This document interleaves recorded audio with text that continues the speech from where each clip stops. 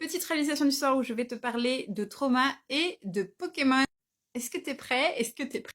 Ce que j'ai réalisé ce soir en préparant une autre vidéo, c'est que le trauma, quand on en guérit, ça ne n'efface pas ce qui s'est passé. Ce qui s'est passé ne sera jamais changeable. Par contre, guérir du trauma, ça va permettre de guérir la façon dont on réagit et enlever et libérer les mémoires de notre corps qui ne sont pas réglées.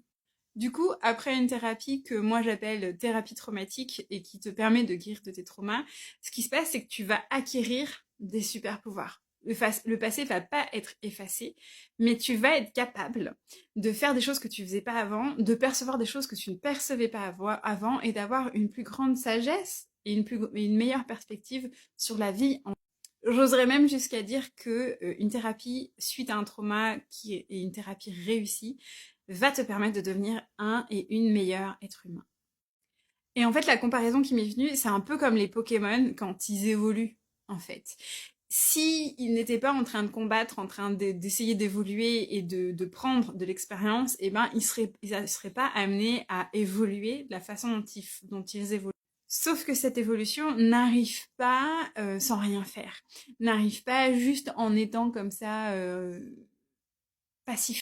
Du coup, si tu es sur le chemin où tu es encore avec beaucoup de traumatisme, t'arrête pas, continue les thérapies, continue à chercher comment aller mieux, continue des pratiques personnelles qui vont soutenir ces thérapies et ces soins dont tu as besoin, dont j'ai eu besoin.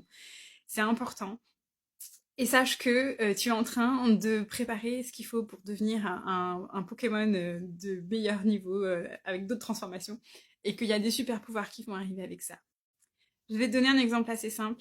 J'ai longtemps été une éponge émotionnelle, c'est-à-dire que j'étais tellement empathique que je pouvais ressentir les émotions des gens, les douleurs des gens, etc. Mais que plus jeune, je ne savais pas trop ce qui se passait et donc je pensais que ça m'appartenait. J'ai pu me retrouver comme ça dans des situations où j'allais très bien et d'un coup je me mettais à pleurer, sauf que c'était pas ma tristesse, c'était juste je percevais la tristesse de quelqu'un d'autre et du coup ça me tombait dessus et je me disais mais qu'est-ce qui se passe? Je deviens folle, pourquoi est-ce que je suis triste, etc. Aujourd'hui, quand j'ai une grosse émotion qui m'arrive sans crier gare alors que globalement j'allais plutôt bien, je commence par me poser, me centrer, respirer à l'intérieur de moi et me dire ok, est-ce que ça m'appartient? Je cherche mon centre et si ça ne m'appartient pas, je commence à me faire ok et je regarde autour de moi et je me dis est-ce que ça appartient à quelqu'un d'autre? Et ça finalement, le pouvoir de se recentrer et d'être capable de me dire ça m'appartient ou ça m'appartient pas, c'est un super pouvoir qui m'est venu avec la thérapie. Et toi, c'est quoi ton super pouvoir? Est-ce que tu en as déjà parce que tu es avancé sur ce chemin de guérison? Ou qu'est-ce que tu imagines que ça pourrait être ou devenir?